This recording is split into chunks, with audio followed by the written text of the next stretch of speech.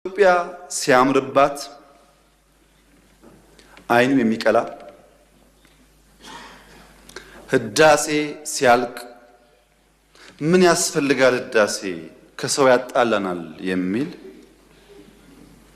የባህር በር ጥያቄ ሲነሳ የሚሸማቀቅ የሚያፍር ደፈር ብሎ 130 ሚሊዮን ህዝብ ያስፈልገዋል ለማለት የሚተናነቀው ለኢትዮጵያ ጥቅምና ብልጽግና ከጎኗ መቆም መድከም የማይሻ የማይፈልግ ራሱን እንደ ማንጎ የሚቆጥር ግራዋ ነው።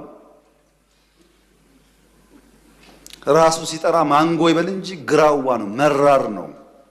የኢትዮጵያ ደህንነትና ችግር የማይከፋው ከሆነ ራስን በጠራህበት መንገድ ብቻ ሳይሆን በፍሬ ትታወቃለህ። እኛ ልክ በፍሬያችን የምንታወቀው ማለት ነው።